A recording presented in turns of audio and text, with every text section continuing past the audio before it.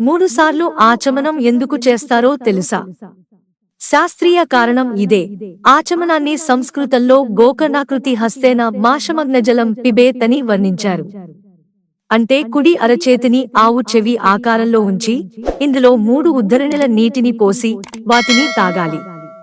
చేతిలో పోసే నీళ్లు మరీ ఎక్కువ కాని తక్కువ కాని ఉండకూడదని, ఒకే విధంగా ఉండాలని పెద్దలు చెబుతుంటారు. అయితే ఇది ఎందుకు చేస్తారో ఇప్పుడు తెలుసుకుందాం. నిజానికి మన గొంతు ముందు భాగంలోంచి శబ్దాలు వస్తాయి. దీనినే స్వరపేటిక అంటాం. దీని చుట్టూ కార్టిలేజ్ కవచం ఉంటుంది కనుక కొంతవరకు రక్షణ లభిస్తుంది. అయినప్పటికీ ఇది చాలా సున్నితమైనది.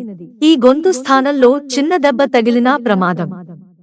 స్వరపేటిక దెబ్బతిని మాట పడిపోవచ్చు, ఒక్కోసారి ప్రాణమే పోవచ్చు. స్వరపేటిక లోపలి భాగంలో ధ్వని ఉత్పాదక పొరలు ఉంటాయి.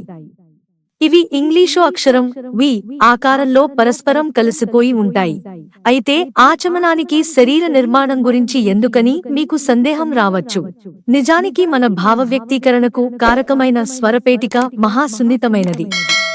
ముక్కు, నోరు, నాలుక, పెదవులు, పళ్ళు, గొంతు నాళాలు, అంగిలి, కొండనాలుక, గొంతు లోపలి భాగం, శ్వాసనాళం, అన్ననాళం, స్వరతంత్రులు, వాటి చుట్టూ ఉన్న ప్రదేశం ఇవన్నీ ఎంతో నాజుకైనవి. వీటికి బలం కలిగించడమే ఆచమనం ఉద్దేశ్యం. ఆచమనంలో 3 ఉద్ధరణిల నీరు తాగుతారు. మంత్రం చెప్పే ముందు గొంతులోంచి శబ్దం వెలువడేటప్పుడు అక్కడున్న గాలి బయటికొస్తుంది. ఇలా లోపలి నుండి గాలి బయటకు వస్తున్నప్పుడు అందులో వేగం ఉండకూడదు.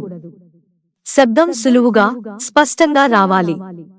ఇలా ఆచమనం పేరుతో మెల్లగా నీరు తాగడం వల్ల గొంతు, ఇతర అవయవాలు వ్యాయామం చేసినట్లు అవుతుంది. మిత్రులారా, ఛానల్ సబ్స్క్రైబ్ చేసుకోవడం మర్చిపోకండి. ధన్యవాదాలు.